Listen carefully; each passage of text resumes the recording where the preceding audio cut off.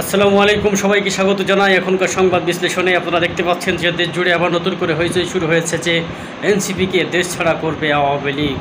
হ্যাঁ, এমনটি আভাস পেয়েছে এনসিপি, এজন্য তারা বিভিন্ন সংবাদ মাধ্যমে তাদের বক্তব্য রাখছে। আমরা দেখতে পাচ্ছি যে দোদুল্যমান অবস্থায় রয়েছে এনসিপি, তাদের সাম্প্রতিক কর্মকাণ্ড একেবারে স্থগিত অবস্থায় রয়েছে।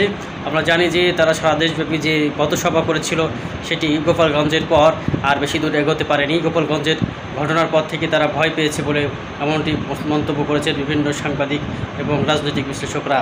নাহিদ ইসলাম তিনি সাম্প্রতিক সময়ে যে বক্তব্যগুলো রাখছেন যা সত্যি ভীতিকর এনসিপির জন্য। তিনি বলেছেন যে এনসিপিকে মোলা ঝোলানো হচ্ছে, তাদের যে প্রতীক শাপলা প্রতীক সেটি দেওয়ার পরিবর্তে তাদের নির্বাচন কমিশন তাদেরকে মোলা দিচ্ছে, বেগুন দিচ্ছে, বালতি ইত্যাদি যে সকলগুলো প্রতীকগুলো আসলেই অগ্রহণযোগ্য, এগুলো তাদের দেওয়ার মাধ্যমে নির্বাচন কমিশন তাদেরকে বুঝিয়ে দিচ্ছে তাদের মূল্যায়ন কতটুকু।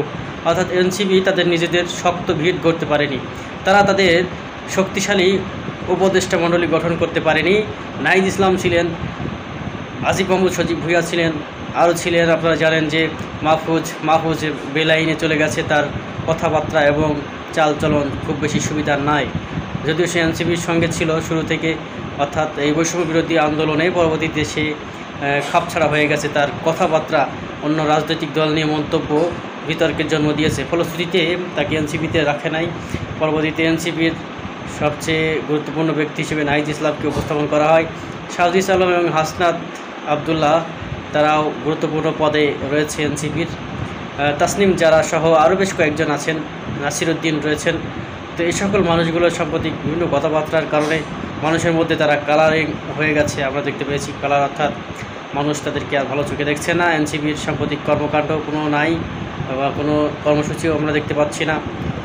তারা এই যে প্রতীক পাওয়া নিয়ে যে আন্দোলন করছে এটি পাবে কিনা তাদের সন্দেহ রয়েছে, কারণ যাদেরকে তারা ক্ষমতায় বসিয়েছে তাদের বেশিরভাগই তো আওয়ামীপন্থী এবং প্রশাসনে এখনও আওয়ামী বলয় ভেদ করে অন্যরা কেউ ঢুকতে পারেনি, যার ফলশ্রুতিতে আমরা দেখতে পাচ্ছি যে আওয়ামী লীগকে সমীহ করে চলছে বিএনপি এবং জামাত, দুটি দলই।